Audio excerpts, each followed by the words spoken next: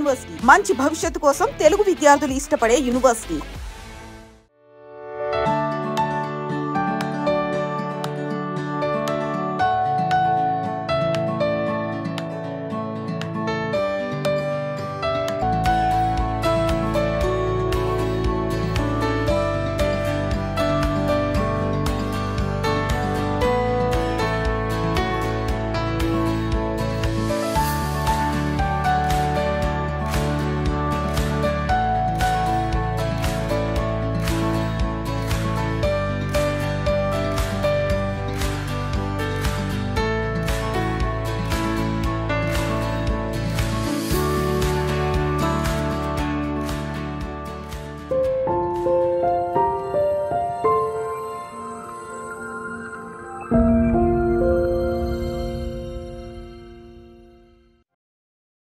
ఇంట్లో 5గురు పిల్లలుంటే సందడి సందడిగా ఉంటుంది.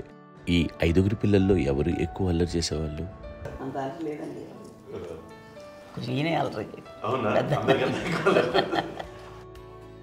అమ్మ ఇక్కడ ఒకటమ్మా, అల్లరికి, హుషారుకి, చలాకితనానికి, చిలిపితనానికి ఆ తేడా తెలుసుకుని చెప్పమ్మా.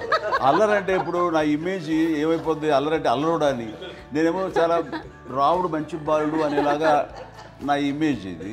నేను అలాగే చెప్తుండేవాడిని. నా ఉద్దేశం అదే. నేనేమో అల్లరి నన్నే అంటే చలాకితనం, అమ్మ అల్లరు అనుకునేది లేదండి. ఎక్కువ హుషారు కానీ చలాకి బాగుండేవాడు అబ్బాయి. ఇంట్లో పనులన్నీ మీకు సాయంగా ఉంటాయి? అవునండి, వాడే చేసేవాడు. అది ఇంట్లో ఎవరు ముట్టుకునేవాడు కాదు. మా నాగబాబు అస్సలు ముట్టుకునేవాడు కాదు.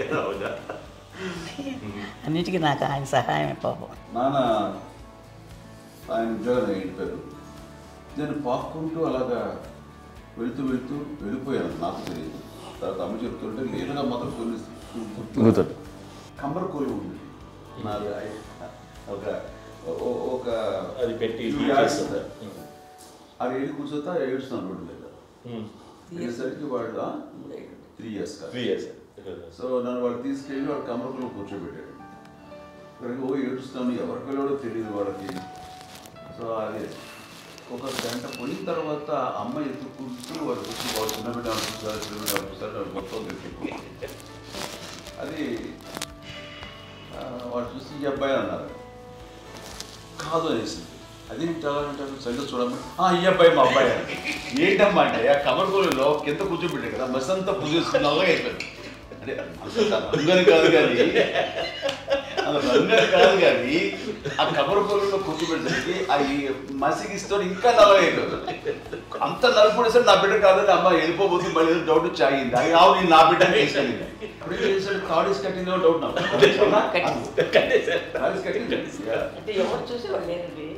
అమ్మేమో అల్లరు అనుకునేదండి, నాకేమో చిన్ననాటి మహాభాగవతంలో కృష్ణుడి క్యారెక్టర్ అనుకుంటాను. ఆయన మహానుభావులు అయ్యే వాళ్ళందరికీ ఆ లక్షణం ఉంటుందేమో వచ్చినప్పుడు. కొన్నిదల కుటుంబ సభ్యులు మంచి రుచులను ఆస్వాదిస్తారని, మంచి భోజనాలని ఆనందిస్తారని అందరికీ తెలుసు. చిన్నప్పుడు వీరి ఆహారపు అలవాట్లు ఎలా ఉండేవి? ఇదేవి ఎగిరేవి ఇవి ఎవ్రీ డే 2 పూట్ల ఉండాలండి. మరి నాగబాబు పాపం ఏముంది, తిన్నట్టు ఇష్టం. మరి అన్ని రకాలుగా నాన్న కోసం చేసి పెడుతుంటే మరి తను అది ఇష్టపడక ఆ తర్వాత లేకపోతే కోపడగా ఎలా ఉంటాడు చెప్పండి. 5గురు పిల్లలు అయినా అమ్మా నాన్నలు కొంతమంది పైనే ఎక్కువ దృష్టి పెడతారు. ఈ 5గురిలో మీరు ఎవరి మీద ఎక్కువ ఫోకస్ పెట్టేవాళ్ళు? కళ్యాణ్ బాబు అండి. వాడంటే బాగా, అంటే వాడు ఏది తినేవాడు కాదు అసలు. ఆడికి ఏది తింటాడని ఇప్పుడు వాడికి నచ్చకపోతే, ఇప్పుడు నేనైతే నచ్చకపోతే చాలా గోల్ చేసేవాడిని. అన్నయ్యకేమో చాలా అన్నయ్య ఏదైనా ఏది పెట్టినా తినేవాడు, అసలు అడ్జస్ట్మెంట్ ఏంటంటే. నాకేమో నచ్చకపోతే చాలా గొడవ పెట్టేవాడిని. తిండి ఇది ఒక అన్నం, ఇదొక కూరలు అని వెళ్ళిపోయేవాడిని. అమ్మకు అమ్మతో తిట్టి నాకు వెజిటేరియన్ ఎలర్జీ ఉండేది, అంటే చిరాకు అనమాట. కళ్యాణ్ బాబు ఏంటంటే తనకి ఇష్టమైన ఫుడ్ ఉంటే తింటాడు సైలెంట్గా, బాగలేకపోతే సైలెంట్గా వెళ్ళిపోతాడు. అమ్మకి ఇదేమేంటారండి, వదిలేమో తన తింటాడు. అటు నిశ్శబ్దంగా నిరసన ప్రకటించేవాడు. దాంతో వాడి గురించి చాలా ప్రొటెక్టివ్గా చూసుకునేది అమ్మ. పైగా చిన్నప్పటి నుంచి కొంచెం వాడు వీక్గా ఉండేవాడు, అంత బలమైన ఇది కాదు. దాని తర్వాత కొంచెం అందుకని అమ్మ వాడిని స్పెషల్గా చూసుకునేది. వాడు స్పెషల్ కిడ్ అయ్యాడు ఇంట్లో. మీ అమ్మగారు మీ అక్క చెల్లెళ్ళకి ఇచ్చిన సలహా ఏంటి? అంటే ఇండిపెండెంట్గా ఉండమంటారు అమ్మ, ఎవరిని డిపెండ్ అవ్వద్దు, మీ పిల్లలు నువ్వే జాగ్రత్తగా పెంచుకో, ఎవరినైనా చేయకు, డిపెండెంట్గా పెట్టద్దు అని ఆవిడ మాకు బాగా ఎప్పుడు ఎక్కువ చెప్తుండేది. నాకు కొంచెం టఫ్ టైమ్స్లో కూడా ఆమె నీ పాటు నువ్వే ఉండాలి, ఎవరి దగ్గర ఉండదు, ఎవరింట్లో ఉండదు, మా దగ్గర కూడా ఉండదు, నీ ఇద్దరు గురించి నువ్వే ఉండాలి. అది కష్టం కదండి అట్లా చెప్పడం. చెప్పారు చాలా తక్కువ చెప్పారు, బట్ నాకు అదే ఇచ్చే ధైర్యం. ఇండిపెండెంట్గా అట్లా ఒకరి దగ్గర ఉంటూ నీ గౌరవం తగ్గిపోతుంది, ఎక్కడ ఉండదు. అది చాలా నాకు చాలా ఇన్స్పైరింగ్ ఉండేది అమ్మ మాటలు. ఇప్పుడు కూడా అది చాలా హ్యాపీగా అనిపిస్తుంది అని చెప్పింది. అంతే కదా, ఇప్పుడు మనకి ఏదైనా రోగాలు వస్తే చేస్తాం దాన్ని బాధపడుతుంది మనమే. బట్ తగ్గించే వాళ్ళు కన్సర్న్ చూపించే డాక్టర్స్ ఒట్టుకోలు కింద కింద ఉండొచ్చు, కానీ పోరాడాల్సింది మనమే. నాకు సార్ కొంచెం ఏదో ఒక డిప్రెస్డ్ ఇదేదో వస్తాయి ఫేస్ ఒకటి, నేనేదో ఇంకా మా అందరి నుంచి నేను సపరేట్ అయిపోయినట్టు ఒక సిచ్యువేషన్ వచ్చినప్పుడు అమ్మ నన్ను పట్టుకుని I'm there for your yes, ఎవరు నువ్వు అన్న ఎస్ అన్న ఫ్రెండ్స్ కానీ ఎవరైనా సరే ఎప్పుడు కూడా అలోన్గా మటుకు అనుకోకు నేను నాన్న. ఆవిడ నన్ను పట్టుకొని ఇచ్చిన అఫెక్షన్ లేదా ఫీలింగ్ అసలు బలం అన్నమాట. ఇంకా ఏమైనా చేయగలను నేను, పర్లేదు లైఫ్లో నాకేం ఏదైనా సాధించగలను అని ఒక భరోసా తల్లి దగ్గర నుంచి రావడం అనేది నాకు ఎవరు అవసరం లేదనిపించింది. అంత స్ట్రాంగ్గా ఆవిడ support, very strong, very practical. అంత స్ట్రాంగ్ చేసింది నాన్న చెప్పండి. మా పిల్లల విషయంలో మేము కూడా మేబీ అంత స్ట్రాంగ్ కాదేమో, సెన్సిటివ్గా ఉంటాం, కానీ అమ్మ మటుకు చాలా స్ట్రాంగ్గా ఉండి మమ్మల్ని కఠినంగా ఇలాగే ఉండాల్సింది, ఇలా ఉండండి అప్పుడే మీరు నేర్చుకుంటారు. ఇక్కడ అమ్మ పాజిటివ్నెస్ గురించి ఇంకో మాట చెప్పాలి. అంటే తన బిడ్డలకే కాదు, ఈ రోజున మా రెండో పాప శ్రీజ కూడా తనకి లైఫ్ చిన్న చిన్న డిస్టర్బెన్స్ వచ్చింది. ఆ టైంలో కూడా తను ఏముందంటే అప్పుడు నాన్నమ్మ దగ్గరికి వెళ్ళాను, తను ఇచ్చిన భరోసా, తను ఇచ్చిన మాట వెళ్ళలేని ధైర్యం వచ్చింది నాకు. నాన్నమ్మ దగ్గర ఎప్పుడు కూర్చోస్తాడు అప్పుడే పాజిటివ్ ఫీలింగ్ వస్తుందని నాతో షేర్ చేసుకుంటాను. తను మాతో చెప్తుంటే అనిపిస్తుంది కరెక్ట్, అమ్మ ఏం పర్లేదమ్మా, లైఫ్ అంటే ఒకరితోనే అయిపోదు, ఆ ఒక్కరి వల్ల వాళ్ళ ఇన్ఫ్లుయెన్స్ తోటో వాళ్ళు మన మీద నియంత్రించడం కానీ మన బాధల్ని వాళ్ళు చేయడం అవుతాం. జస్ట్ నువ్వు నీ గురించి నీ మనసులో ఏదనిపిస్తే నీ గుడ్ ఫీలింగ్ ఏదిస్తుందో ఆ ఫీలింగ్ ప్రకారం వెళ్ళిపోదు. అంటే ఆ జనరేషన్ పీపుల్ ఎక్స్పెక్ట్ చేయం అలా కాదు, ధైర్యం ఉండి అందరికి ధైర్యం బాగా నూరుకొస్తారు. ఫాదర్ కూడా, మా నాన్నగారు కూడా అస్సలు ఎప్పుడు అనేవాళ్ళు, ఎప్పుడు మీరు పెట్టే చెయ్యి మీరు ఎప్పుడు పైన తప్ప తీసుకుని ఎలా ఉండకండి, చేతులు పెట్టకండి అనే అట్లాంటివి చెప్తుండేవాళ్ళు. అందుకని మాకు ఇట్లా ఇండివిజువాలిటీ మాకు బాగా ఎప్పుడు కూడా ఒకళ్ళని అడగడం అని, ఈవెన్ బ్రదర్స్ని అడగాలన్నా కూడా మాకు అది పడిపోయింది మైండ్లో, కొంచెం కష్టంగా ఉంటుంది. సో నాకు అంటే ఆవిడ మా అమ్మ ఏదన్నా కొంచెం డిప్రెస్ అయినా నేను చాలా ఎక్కువ అమ్మకి షేర్ చేసుకుంటే అన్నయ్య కూడా లేడు. అన్నయ్య ఉన్నప్పుడు ఓకే, లేనప్పుడు నేనే ఎక్కువ షేర్ చేసుకున్నాను. బట్ ద బెస్ట్ థింగ్ మా అమ్మ దగ్గర నుంచి హగ్ అండి. ఈరోజు కూడా మా అమ్మని హగ్ చేసుకోకపోతే అంటే అది నాకు మా అందరిలోనూ, అంటే ఆవిడ పెద్ద చదువుకున్న వ్యక్తి కాదు, పెద్దగా బయటికి వెళ్ళి ఎక్స్పోజ్డ్ కాదు, కానీ ఇవాళ అన్నయ్య కానీ విజయ, మాధవి, నేను, కళ్యాణ్ బాబు ఈ రోజుకి టుగెదర్గానే ఉంటాం. మేబీ మాకు కొన్ని విషయాల్లో నాకు మా మాధవ్కి డిఫరెన్స్ ఆఫ్ ఒపీనియన్స్ ఉండొచ్చు, మా చెల్లికి మా అన్నయ్యకి అట్లా ఉండొచ్చు, ఉంటుందండి ఫ్యామిలీ అన్న తర్వాత. కానీ ద ఇన్విజిబుల్ బాండేజ్ మా అమ్మ ఇచ్చింది, ఆ లవ్ అండ్ ఎఫెక్షన్, హగ్, అవన్నీ ఆవిడ నాన్ వెర్బల్ అడ్వైజ్ ఏంటంటే అందరూ అలా కలిసి ఉండాలనేది ఆవిడ నుంచి మేము నేర్చుకున్నామండి. అది ఇట్స్ ఇస్ నాట్ వర్డ్లీ, అది నోటి మాట కాదు, అది వెర్బల్గా కాదు, నాన్ వెర్బల్గా చెప్పినటువంటి ఇది. సో అందుకని అది మాకు గొప్ప, మేమందరం ఇప్పుడు అలా ఉండడానికి కారణం, అంత కలిసి ఉండడానికి కారణం, మెయిన్ కారణం మా అమ్మ అండి. అది సో అందరూ ఉండాలనేది మా అమ్మ అడ్వైస్. ఇప్పుడు కూడా నేను ఎప్పుడైనా ఏదైనా ఫీల్ అయినా, అన్నయ్య ఫీల్ అయినా, లేదు నాన్న అట్లా వదుకు, ఇట్లా ఉండండి, ఇట్లా ఉండి ఇప్పటికీ చెప్తుంది. మేము ఎవరైనా ఎప్పుడైనా మా చెల్లితో గొడవపడ్డా అనుకోండి, నేను అట్లా అనకరా అని ఎట్లాగా అన్న ఏమో లేదులేమ్మా ఏదో అన్నాను కానీ ఫీల్ అవ్వకమ్మా, మేమందరం కలిసి ఆవిడని అసలు టెన్షన్ పెట్టమండి మేము. సో అలా అది ఆవిడ నేర్పించింది, అలా కలిసి ఉండటం అనేటువంటి బాండేజ్ని ఆవిడ తన ఒక హగ్తో చెప్పింది. అన్నయ్య సినిమా చూడండి, జాదుకే చెప్పాను చూడ, అది మా అమ్మ దగ్గరే ఉందండి. శంకరదాదాలో చెప్తాడు చూడండి. ఇప్పుడు మోడ్రన్ వర్డ్స్లో చెప్పాలంటే మీ అందరికీ ఆవిడ ఒక వైఫై లాంటిది. Yes, you can say that. Yes yes. ఇంకొక అడ్వైజ్ కట్టండి, అమ్మ విషయంలో నేను గొప్పగా ఫీల్ అయ్యేది. కానీ చాలామంది పెద్దలు రిటైర్ అయిపోయి విశ్రాంతి తీసుకుంటున్నటువంటి పెద్దలందరూ కూడా ఆచరించే విధంగా ఒక విషయాన్ని నేను గమనించాను. ఇప్పుడంటే నా దగ్గర ఉంటుంది కాబట్టి ఉన్నాను. అమ్మ విడిగా ఇంకొక ఇంట్లో ఉండేది 9 సంవత్సరాలు, నాన్నగారు పూర్వం దగ్గర నుంచి ఉండేది. 5 సంవత్సరాలు ఒంటరిగా ఉండి నన్ను బిడ్డలందరూ ఎవరు మానవులు వెళ్ళిపోయారు, నేను ఒంటరి అయిపోయాను అన్న ఫీలింగ్ అమ్మకు ఎప్పుడు ఉండేది కాదు. తర్వాత బిడ్డలు ఆయా వాళ్ళ టైం బట్టి వచ్చి చూసుకుంటే సరిపోతుంది. అది వారమా, నెలక, 2 నెలక, అసలు ఒకసారి రాలేని పరిస్థితిలో ఉంటుంది. 5-6 నెలల పాటు ఇదే ఊళ్ళో ఉండి పక్క విధుల్లో ఉండి ఎవరి పనులు వాళ్ళు బిజీగా ఉండి, ఎవరి షూటింగ్ వాళ్ళు బిజీగా ఉండి, ఎవరి ప్రొఫెషన్లో వాళ్ళు బిజీగా ఉండి, ఎవరి ప్రొఫెషన్లో వాళ్ళు బిజీగా ఉండి, తన సంసారం తను బిజీగా ఉంటాను అనుకోసరి అమ్మ ఏమి ఫీల్ అయ్యేది కదా, ఏంటమ్మా రావట్లేదు, అసలు పట్టించుకోవట్లేదు ఏంటి అంటే అంతేలేమ్మా అని ఇలాంటి నిరసన మాటలు కానీ, ఈసరింపు మాటలు కానీ, లేకపోతే న్యూనతాభావం కానీ ఇలాంటివి ఎప్పుడు అమ్మకు లేవండి. వచ్చారు అబ్బాయి ఏం చేసి పెట్టడా చెప్పండి అంటూ చాలా పాజిటివ్ ఉండి ఇప్పటికీ కూడా తను సపరేట్ ఇచ్చిండు మా ఇంట్లో ఎంతో ఉంటుంది. వేరే ఎందుకంటే అమ్మకి మోస్ట్ స్ట్రెస్ బస్టర్ వచ్చేసినా లేకపోతే రిలీఫ్ ఏంటంటే తన కిచెన్లో కూర్చొని వండుకు తింటాం, వండి అందరికి పెట్టాం. ఇప్పటికీ కళ్యాణ్ బాబు అక్కడక్కడ తిరిగేసి ఎక్కడెక్కడో చేసి నిరసనలు చేసి అన్ని రకాలుగా చేసి వస్తే అమ్మకి చాలా జాలి. ఆడేదో ఇంక మేము గుడ్లా కష్టపడుతున్నాం కానీ ఆడి ఎంతలో వెళ్ళేదో మీ టీవీలో వాటిలో అది ఎక్కువగా చూపించేసరికి వాడే కష్టపడతారు, మేము కష్టపడలేదు ఫీల్ అమ్మకి. అందులో వాడు రాగానే ఎలా వచ్చావా అని అమ్మ ఎక్కడ కళ్యాణ్ బాబు అంటే ముందు అమ్మలో కానీ ఎక్కడ కళ్యాణ్ బాబు తను ఎక్కడ ఉంటాడు ఏమో ఉంటుంది తెలుసు. అది చూసిన తర్వాత ఎక్కడ తను వాడికి ఇష్టమైన బిర్యానీ అవి చేసి చక్కగా పంపించి అన్నీ చేస్తుంది. అట్లాగా బిడ్డలకి పెట్టడమే తప్ప బిడ్డల నుంచి ఈ వయసులో ఎక్స్పెక్ట్ చేయడం లేకపోగా కొంచెం పట్టించుకోవట్లేదు అనే ఒక న్యూనత భావనలోకి వెళ్ళిపోయి సైకలాజికల్ డిప్రెస్ అయ్యే మదర్ మాత్రం కాదు. ఆ రకంగా మాకందరికీ భరోసా. మేము కూడా పెద్ద అయినా బిడ్డలు వాళ్ళ ప్రవృత్తి ఉద్యోగరీత్యాల వాళ్ళ వృత్తిరీత్యా వాళ్ళు దూరం అయిపోయి మనల్ని చాలా కమ్యూనికేషన్ గ్యాప్ వచ్చినా సరే బిడ్డలు నాకు దూరం అయిపోయి పట్టించుకోవట్లేదు. ఇలాగే చూసావా వెళ్ళి ఎంత ఇదిగా ఉదయ్యేవాళ్ళు గురించి ఇప్పుడు ఏమైపోయాను అన్న ఇంత కించెం బాధపడలేదు వాళ్ళకి అంటూ నెగిటివ్ సైడ్ ఆలోచించే విధానం లేనే లేదు. అది మా అందరికి ఎంత కంఫర్టబుల్ అంటే అంత అయితే కాదు.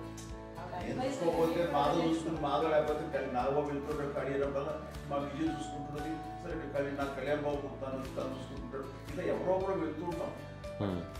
అమ్మ మాత్రం అది వెరీ గుడ్ హెల్దీ. నేను చాలా మంది తల్లిదండ్రులు చూశాను, వాళ్ళు చాలా ఇబ్బంది పడుతూ ఉంటారు, పట్టించుకోవట్లేదు అర్థం చేసుకోగలము కానీ వాళ్ళు వస్తే బాగుంటుంది కదా అనేది ఉంటుంది. ఫీల్ అవుతారు. అవును, అలాంటి ఫీలింగ్ ఏం లేదు. పైగా బిడ్డలు వస్తే వాళ్ళకి ఏం చేసి పెట్టాలా అనే ఆలోచన. అది వెరీ హెల్దీ.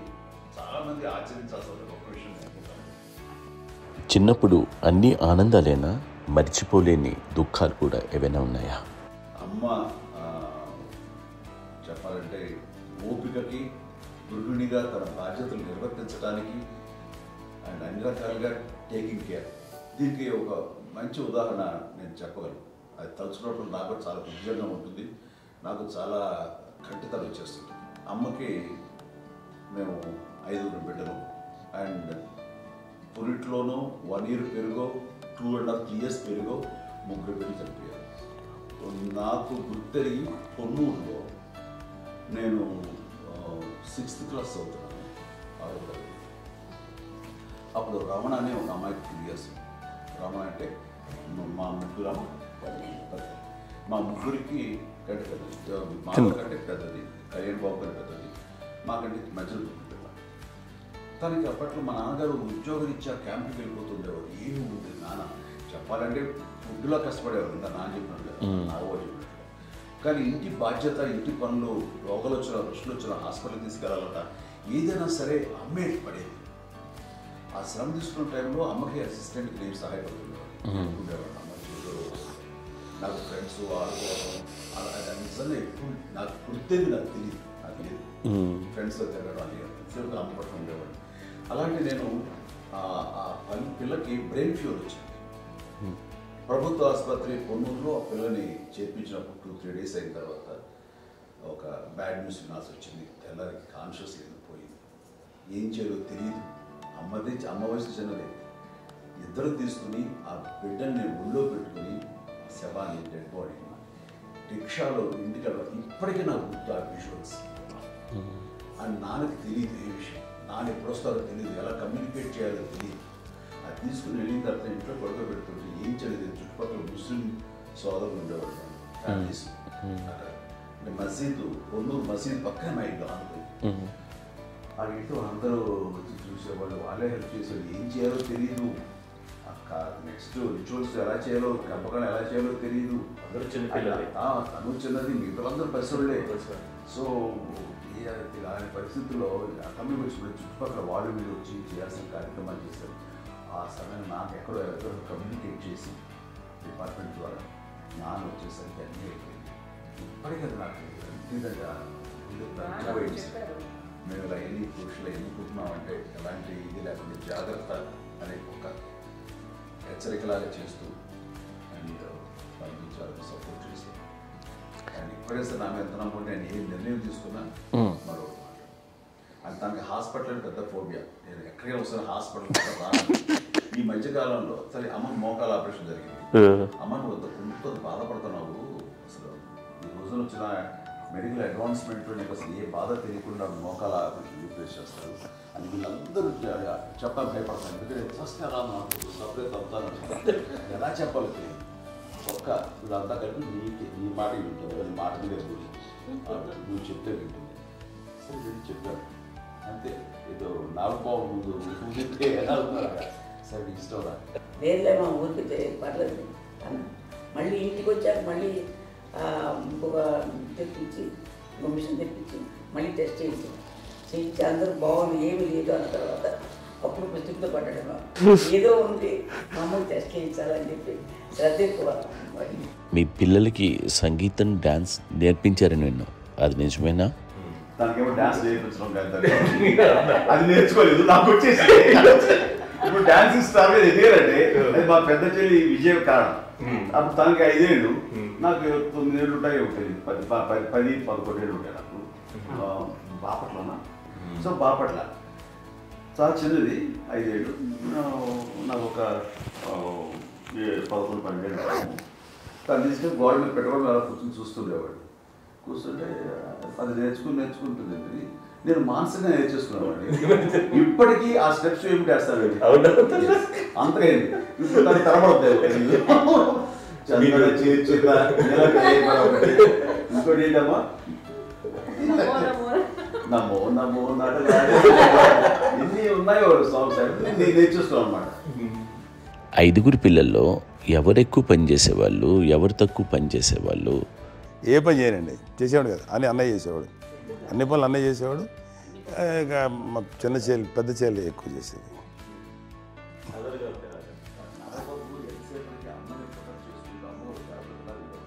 అదే అబద్ధం అండి, అది అన్నయ్య నన్ను గౌరవంగా మాట్లాడుతున్నాడు కానీ అన్నయ్య అవుట్ ఆఫ్ ప్రొటెక్షన్ మాట్లాడుతున్నాడు కానీ, అవుట్ ఆఫ్ మాట్లాడుతున్నాడు కానీ అసలు ఎప్పుడు ఏ పని చేయలే.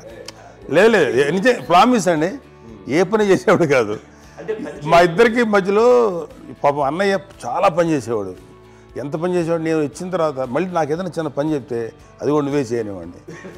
ఆ కోపం వచ్చేది, కోపం వచ్చి ఒకడు కొట్టేవాడు. కొడితే కోపం వచ్చేది తప్ప నేను వెళ్ళేవాడిని కాదు. అమ్మకి ఎప్పుడు ఏంటంటే ఒక ఇదే పని చేయడని, అంతే. నిజంగా ఏ పని చేసేవాడిని కాదు. అవునా? లేదు లేదు లేదు మహాప్రేమ.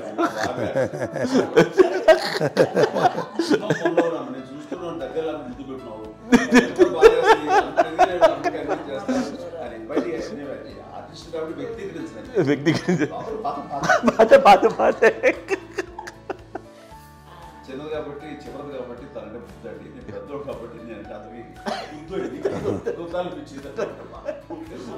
ఎక్కువ కష్టపడింది కానీ మా నాన్నగారి చేతిలో ఎక్కువ, అంటే నాన్న బాగా కోపం ఎక్కువ అనుమానించింది కానీ అన్నయ్య పాపం బాగా దొరికేసేవాడు పాపం.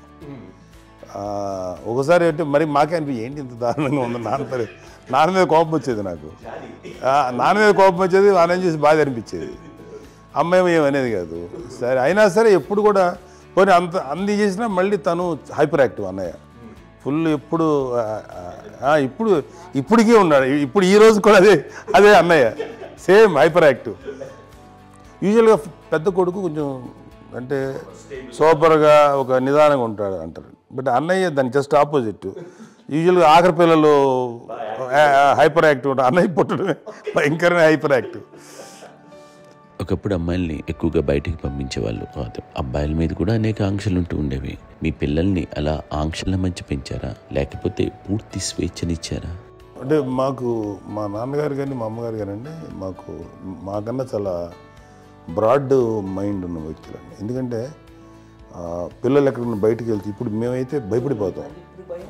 మా విజయ్ కానీ మా చిన్న చెల్లి అన్నయ్య నేను అందరం కూడా ఇవాళ ఉన్న పరిస్థితిలో వాళ్ళు ఎప్పుడు భయపడేవాళ్ళు కాదండి. ఎక్కడికి వెళ్తాను నీళ్ళని ఇచ్చేవాళ్ళు, లేట్ అయినా అసలు ఏమనేవాళ్ళు కాదు. లేకపోతే ఏదైనా మోటార్ బైక్లు వేసుకున్నాం, లేకపోతే కారులో ఎట్లా పడితే ఎట్లయినా సరే ఏమనేవాళ్ళు కాదు. వాళ్ళు తెలియకుండానే మాకు ఒక ఫ్రీడమ్ ఇచ్చారండి. సో దట్ అదే ఆ ఫ్రీడంలో భాగమే అన్నయ్య కానీ ఇండస్ట్రీకి వెళ్ళాలంటే కూడా ఒక వ్యక్తి ఒక కొడుకు ఒక గొప్ప కెరీర్ని పర్సూ చేసుకుంటూ వెళ్తున్నప్పుడు నాన్నగాని అమ్మగానే ఓపెన్ మైండ్ తోటి అసలు నువ్వు వెళ్ళినా ఎంతకాలం వెళ్తావచ్చు, నువ్వు ప్రయత్నించని చెప్పి అలా వదిలేశారండి. అన్నయ్య కూడా ఏంటంటే మోస్ట్ రెస్పాన్సిబుల్గా వెళ్ళి చాలా మేజర్ అమౌంట్ అన్నయ్యకి కూడా పెద్ద అమ్మకు వందలు ఇచ్చేది కాదు. కరెక్ట్గా ఆ ఇన్స్టిట్యూట్లో చదువుకునేటప్పుడు ఎంత ఇవ్వాలో కరెక్ట్గా ఇచ్చేది. తనకి ఎక్స్ట్రా ఖర్చు పెట్టుకుంటే అంటే అట్లా ఉండేది అంతే కదా. అంత జాగ్రత్తగా అన్నయ్య కూడా అంత రెస్పాన్సిబిలిటీగా రెసిప్రోకేట్ అయ్యి చేసి అందువల్ల మా అమ్మ నమ్మకం మా అమ్మగారి మా నాన్నగారి నమ్మకాన్ని అన్నయ్య ఎప్పుడు అది వాడు ఇంత నమ్మకానికి 10 times ఇచ్చాడు. ఏ వయసెస్ వైపు కానీ ఏ అలవాట్ల వైపు కానీ ఎందులో ఇండల్జ్ అవ్వకుండా నాకు నేనుగా నియంత్రించుకుంటూ సరైన మార్గంలో వెళ్ళేలాగా నాకు వెళ్ళడానికి లోపల ఆ స్ట్రాంగ్ థాట్ అడగగానే వాళ్ళు రెసిస్ట్ చేస్తే ఇచ్చారని ఆపేశారు అని ఏదో చిన్న రిలక్టెంట్ ఫీలింగ్ ఉంటుంది. వాళ్ళ మీద చిన్న కోపం నిరసన ఉండేది. వాళ్ళు అలా లేకపోవడానికి వాళ్ళు వెంటనే అడిగిన వెంటనే జాగ్రత్త అనే నిర్ణయం నీది, కానీ జాగ్రత్త అని హెచ్చరిక చేయడంతో నాకు మరింత బాధ్యత తిరిగి గుర్తు తిరిగి నేను నడుచుకుంటూ వెళ్ళాను. కాబట్టి అది నాకు ప్లస్ అయింది వాళ్ళ దగ్గర. అంటే మదర్ అంటే తల్లి అనే కాదు, మదర్ ఫిగర్ ఎవరిచ్చినా సరే అది నానైనా తల్లితో సమానం అనుకుంటాను. నాకు చెప్పినట్లుగా అట్లాగా అలిసిపోయి వచ్చిన నాకు కాళ్ళు నొక్కుతుంటే నాకు భయం వేసేసేది. ఆ తర్వాత పడుకో గలవాయించేవాడు, అది కూడా కోపం. అంటే ఉదాహరణ అంటే మళ్ళీ అది నాకు తిడతారు, ఎందుకు కాదు పడుకుని ఎక్కడ నిద్ర వస్తాయండి నాన్న అంటే. సో ఆ రకంగా నాన్న తన ప్రేమను చూపిస్తుంటాను. ఆ తర్వాత గోండా టైంలో కూడాను నేను ట్రైన్ కింద వెళ్తుంటే నాన్న అక్కడే ఉన్నారు, రాజమండ్రి దగ్గర ప్రాంతంలో. ఆయన చాలా కోపం చేస్తుంది, ఇలాంటి చేస్తుంటావు నువ్వు, ఏదైనా అయితే ఏంటి అది చెప్పి. ఏం పర్లేదన్నా ఏమవుతుందో అన్ని రకాల సేఫ్టీ అన్ని రకాల జాగ్రత్త చూసుకున్నాం. ఈ రోజు ఉన్నది సేఫ్టీ అప్పుడు లేదు. అయినా సరే రేపు పొద్దున నీ కొడుకులు ఇలాంటి పరిస్థితులు నీకు తెలిసి వస్తారు అప్పుడు అనేవాడు. ఎన్నిసార్లు ఆ మాట అనేవాడు. నాకు నిజంగానే మగధీర టైంలో గుర్ర వ్యక్తిని ఆ రోడ్డు మీద పడిపోయేది అని అన్నప్పుడు ఆ ఫస్ట్ టైం ఆ ఫీలింగ్ కలిగింది. అలాగే పీటర్ హెయిన్స్ అనేవాడు ఫస్ట్ మగధీరలో జంప్ చేస్తారు, మోటార్ బైక్ జంప్ చేసినప్పుడు ట్రైల్లో పీటర్ హెయిన్స్ అంత హైట్ నుంచి 20 feet 25 feet హైట్ నుంచి పడిపోయి మొత్తాన్ని బోన్స్ ఇరగొట్టుకుని వాడు 7 నెలల పాటు వాడు ఇరప్పుడు హాస్పిటలైజ్డ్. అది వీడైతే ఏమో తలుచుకుని భయం వేసేసేది. అప్పుడు నాన్న గుర్తుకు వచ్చేవాడు, ఓహో వాళ్ళ టెన్షన్ ఇంతే లేదు, మనకి మన కొడుకు వస్తే తెలియదు ఈ మాట నాన్న ఎప్పుడు అన్నారని అనిపిస్తుంది. Sweet memories. అత్త కోడళ్ళ మధ్య అనుబంధం ఎలా ఉంటుంది? సురేఖ్ గారితో మీకున్న అనుబంధం గురించి చెప్తారా? మాకండి కోడలు కాదు, నా కూతురండి. అంత బాగుంటాం మేమిద్దరం కూడా.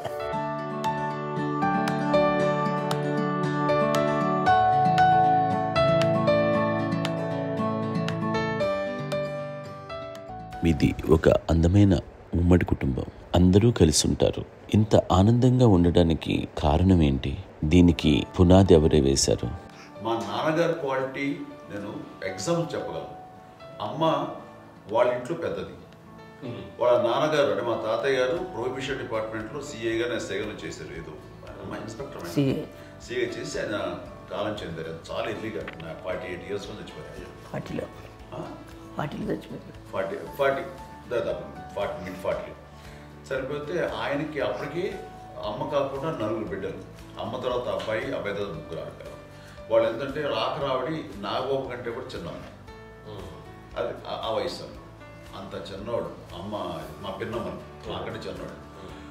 అలాంటి పిన్నమ్మల్ని ఆయన వీళ్ళ నాగ చనిపోయిన తర్వాత తన ఫ్యామిలీ అంతగా నాన్న పెంచారు. నాన్న కూడా అరాపురా శాలరీ మీద బతికేదే తప్ప కూడా కాదు. సో తనకు మిగిలిన దాంట్లో మళ్ళీ ఆ ఫ్యామిలీని చూసుకోవడం, మా అమ్మమ్మని చూసుకోవడం, వాళ్ళ మంచి చెడు చూసుకోవడం. వాళ్ళకు ఇల్లు మాత్రం ఉంది మొగల్తూరులో. ఆ ఇంట్లో వాళ్ళు అద్దెకు వస్తే ఆ కొంచెం డబ్బు నానిచ్చే డబ్బు, అక్కడ పొలం కొనిచ్చారు. ఆ పొలం ఇచ్చే డబ్బుతోటి అంతా బాగా చూసుకోరు తన ఫ్యామిలీ లాగా. కాబట్టి నాన్న ఫస్ట్ సూత్రధారి. అమ్మ కూడా ఫ్యామిలీ బాండింగ్ టుగెదర్నెస్ అనేది స్ట్రాంగ్గా ఉండటానికి నాన్న ఏర్పాటు చేసినటువంటి బీజం. అది అమ్మ కంటిన్యూ చేస్తుంది. మేము ఇవన్నీ చూసి మేము నేర్చుకుని మేము టుగెదర్ అంటున్నాను. అందునే we are very rich in terms of emotional bonding. ఎవరికి ఏ కష్టం వచ్చినా, ఎవరికి ఏది ఇబ్బంది వచ్చినా సరే మొత్తం అందరం గుమిగూడిపోతాం. ఏ లెవెల్గా వెళ్ళిపోయి మోర్ సపోర్ట్ చేస్తాం. అంటే వీ డోంట్ ఎక్స్పెక్ట్ ఇంకా అంతమంది ఏముంటుంది. ఎస్ ఒకరినొకరు భరోసా. అది మా ఫ్యామిలీ మేము వెరీ స్ట్రాంగ్ అని చెప్పాలి. పెద్దవాడు కాబట్టి అవకాశం నాకు వచ్చింది కాబట్టి అమ్మ ఇది ఎప్పుడు ఎవరు కొన్ని విషయాలు నాగబాబు మా సపోర్ట్గా ఉంటాడు. నాగబాబు ఉండి వాడు ఉంటే భరోసా. అలాగే ఆడపిల్లలు. మీ అందరిలోనూ అమ్మని ఎవరు ఎక్కువ జాగ్రత్తగా చూసుకుంటారు? ఎందుకంటే ఎగ్జాక్ట్లీ మేము కూడా గమనించలేని సున్నితమైనటువంటి ఇష్యూస్ లైక్ హెల్త్ విషయం కానీ, అమ్మ మూడు కానీ, అన్నయ్య ఎంత క్యాజువల్ ఎంత బిజీ ఉన్నా ఒక అమ్మాయి ఉంటుంది. అలాగే చాలా చిన్న చిన్న విషయాలు కూడా చాలా మెడికల్ ఇంట్రెస్ట్. అందుకని మాకు అన్నయ్య ఉన్నాడు, అన్నయ్య దగ్గర ఉన్న అమ్మ అంటే ఇంకా ఎక్కువ రిలాక్స్ అయ్యాను. అన్న దగ్గరికి వచ్చాక మేము అందరం చాలా కంఫర్ట్ అయిపోయాం. ఎప్పుడు ఎవరు కొన్ని విషయాలు నాగబాబు మా సపోర్ట్గా ఉంటాడు. నాగబాబు ఉండి వాడు ఉంటే భరోసా. అలాగే ఆడపిల్లలు ఇట్లా ఒకరినొకరు అండి కాంప్లిమెంటింగ్ టు ఈచ్ అదర్ అండి. అవి ఒక్కరు కాదండి. అది వాళ్ళు అమ్మే చూపించే ప్రేమగా నేను చెప్పగలను. కానీ బట్ దీని అందరూ సూత్రధారి నాన్న తర్వాత అది అమ్మ మెయింటైన్ చేస్తుంది. ఇప్పుడు అమ్మ నా ఇంట్లో ఉంది అంటే మనవాళ్ళు వస్తారు, మనవాళ్ళు వస్తారు, ఆడబిడ్డలు వస్తారు, వీళ్ళ బిడ్డలు వస్తారు. ఇల్లు ఎప్పుడు కలకలాడతారు అమ్మ. అది మేమందరం ఆచరిస్తుంటాం పండగలకి, పబ్బాలకి. అది నిన్న మొన్న నాగబాబు వచ్చి చాలాసేపు కూర్చున్నాడు. నేను ఇంట్లో లేకపోయినా వచ్చి నాగబాబు కూర్చొని టైం స్పెండ్ చేసి వెళ్ళిపోతుంటాడు. అలాగే చెల్లెలు ఇద్దరు ఆల్మోస్ట్ ఎవ్రీడే మాత వస్తుంటుంది, తను కూడా వస్తుంది. నిన్న సాయంత్రం కూడా వచ్చి ఉంటుంది. అమ్మా మధ్యాహ్నం వచ్చి కదా వచ్చి ఇక్కడే భోజనం చేసుకుని అలా ఉంటుందండి. ఈ తరం వాళ్ళకి మీరు ఇచ్చే సలహా ఏంటి? ఉంటే బాగుంటుందండి. పిల్లలు తల్లి కలిసి ఇంకా అక్క చెల్లెలు తమ్ముడు అందరూ కలిసిమెలిసి ఉంటుంది. అన్యోన్యం అంతా సంసారం నిలబడుతుంది. లేకపోతే ఏముందండి ఇక్కడ వెళ్ళిపోతారు, విడిపోతే ఎక్కడే పడవాలి అంతే. ప్రేమలు ఇప్పుడు లేవండి, తగ్గిపోయాయి. మెకానికల్ చాలా మటుకు లేదో ఇంకా వాళ్ళ పనులు చేసుకోవడం ఏదో జరిగిపోతూ ఉంది అనుకోండి. అంత ప్రేమలు ఎక్కడ లేవండి ఇప్పుడు ఈరోజు. అంటే ఒకప్పుడు ఒకరికి ఇంకొకరు భరోసాగా ఉండేవాళ్ళు. అంటే అందరూ కలిసి సపోర్ట్గా ఇది చేయడం. ఎందుకంటే వీళ్ళ పెద్దనాన్నగారి పిల్లలు కూడా ఆయన చూసేవారు. మా నాన్నగారు అన్నయ్య గారు వాళ్ళ బిడ్డలు కూడా ఇక్కడే ఉన్నారు. పెళ్లి చేశారు. వాళ్ళు కూడా అమ్మే, వాళ్ళ ఆడపిల్లలు కూడా అమ్మే. చూడండి నాన్న ఎట్లయితే తన చెల్లెలు చూసుకున్నారో అట్లే నాన్న తరపు అమ్మగారి పిల్లలు వాళ్ళు చనిపోయారు చెల్లి గారు. వాళ్ళ బిడ్డలకి పెళ్లిళ్ళు, పేరెంటాలు అన్నీ చేసింది అమ్మాయి. అమ్మ అలా చేసింది కాబట్టి అది మాకు మార్గదర్శకం ఉంది. ఇప్పటికీ వాళ్ళు కొంచెం ఒక మాదిరి పరిస్థితి ఉంటే వాళ్ళకి ఇల్లు కూడా పెట్టడం కానీ వాళ్ళకి తగిన సహాయం కనుక ఎవ్రీ మంత్ మా పెదనాన్న గారి అమ్మాయి వాళ్ళు ఆల్మోస్ట్ 70 వాళ్ళకి ఎవ్రీ మంత్ మా ఇంటి నుంచి మొత్తం వెళ్ళిపోతాం 10,000-15,000 ఎన్నో సంవత్సరాలు వెళ్ళిపోతాను. బ్యాంక్ నుంచి ఫస్ట్ అదంతా కూడా మా పెద్దలు వచ్చింది. వాడు కూడా వచ్చి అమ్మని అంతా ప్రేమలో చూస్తారు, ఇష్టంగా చూస్తారు. అమ్మ ఇందాక చెప్పినట్లు ఇచ్చే మెసేజ్ ఏంటి అన్నది అమ్మ మాటల్లో చెప్పాలంటే బంధాలు, బాంధవ్యాలు అన్నది ఎనలేని ఆస్తిపాస్తులు.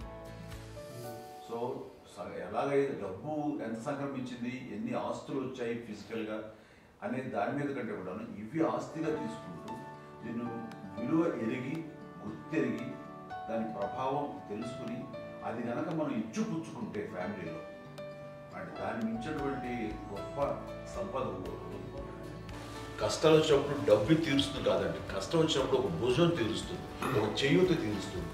అది మన బ్లడ్ రిలేషన్ మనలో మనకి అది ఉండటం అనేది అదృష్టంగా ఫీల్ అవుతాం. అంటే ఒకసారి అమ్మ చూసి నాకు ఎందుకు అనిపిస్తుంది అంటే అది ఎవరి ద్వారా సంక్రమించడానికి తన ఆ చెట్టు కొమ్మగా కాబట్టి ఆ చెట్టుకే మనం ఆపాదించాలి. ఎక్కడో మామూలుగా ఉండాల్సిన వాడు ఈ రోజున ఈ స్థితిలో ఉన్నాము, ఇంతమందికి లైఫ్ రావటానికి దోహదపడ్డాము, ఇంతమంది కలిసికట్టుగా ఉండడానికి ఇదైంది. అమ్మని చూస్తుంటే నాకు ఏమనిపిస్తుందంటే అబ్బాయి ఇలాంటి జన్మం మనకు ఎవరికైనా ఉంటుందా? ఇంతమంది మనుషుల చేత కొలవబడేవాడు, ఆరాధింపబడేవాడు, అభిమానించబడేవాడు, ఇంతమంది నా వంశమా, నా సంపద అని అమ్మ ఫీల్ అంత గొప్ప ఫీలింగ్ ఎవరికి ఉంటుంది? మా చెల్లెలు కూడా వస్తుందని అనుకోవట్లేదు, సూర్య కూడా ఉంటుందని నేను అనుకోవట్లేదు. అలాంటి గొప్పగా ఇది. అండ్ ఆ రకంగా షీఈస్ వెరీ చాలా గొప్ప జన్మ. అమ్మకి చిన్న మానసికంగా చిన్న ఏదో ఒక డిప్రెషన్ అది వచ్చింది. ఏదో నాన్న గుర్తుకొచ్చో, నాన్న లేరనో, లేకపోతే వాళ్ళ అమ్మగారు కూడా అదే టైం చనిపోయారనో, తన దగ్గర ఉంటారు ఏదో ఉన్నప్పుడు మేము అందరం సపోర్ట్గా ఉండి మా కొన్నాళ్ళు నా దగ్గర ఉందిగా అని చెప్పేసి అప్పట్లో అమ్మ వేరేగా ఉంది. ఉన్నప్పుడు ఒకటే మాట అమ్మ, నీలాంటి గర్భం అంటే అంజనమదే గర్భం అని బయట ఎన్నోసార్లు నా ఫ్రెండ్స్ కానివ్వండి, బయట కానివ్వండి, కొన్ని సందర్భాల్లో మీటింగ్లో కానివ్వండి, స్పీచెస్లో కానీ అన్నవాళ్ళు ఎంతోమంది అన్నారు. వాళ్ళ మాట అంటే రీజన్ తెలుసా నీకు? కోటాను కోటల్లో ఎంతమంది తల్లులకు నీకు వచ్చిన అదృష్టం, నీకు లభించినటువంటి గౌరవం ఎంత లభిస్తున్నాం. బిడ్డలు ఎంతోమంది చేత కొనియాడబడుతున్నారు, ఎంతోమందికి సహాయపడుతూ ఆ రకంగా వాళ్ళందరి యొక్క ఆశీస్సులు పొందుతున్నారు. కానీ ఎంతోమందికి నిరంతరం హెల్ప్ చేస్తూ వాళ్ళ ఇది చూసుకుంటున్నారు. అవి ఆ భగవంతుడు మీరు చేస్తున్న పూజలో ఉన్న ఆ భగవంతుడు మన నెక్స్ట్ తరాలకు కూడా మనకి ఇలాంటిది వారసత్వంగా ఇస్తూ అదే రకంగా కొనసాగించేలాగా మాకు అదృష్టాన్ని ఇచ్చారు. ఇంతమంది ఎవరు మీ నుంచి వచ్చిన వాళ్ళే, మీరు నీ ఎంత గొప్ప గర్భం, ఎంత గొప్ప జన్మ నీది. అలాంటిది నువ్వు ఇలా అవటం ఇది హై లెవెల్లో ఉండాలి నీ ఫీలింగ్స్గా నువ్వు కానీ. అంతే నువ్వు ఇలాగా కుంగిపోవడం ఏంటమ్మా అని చెప్పినప్పుడు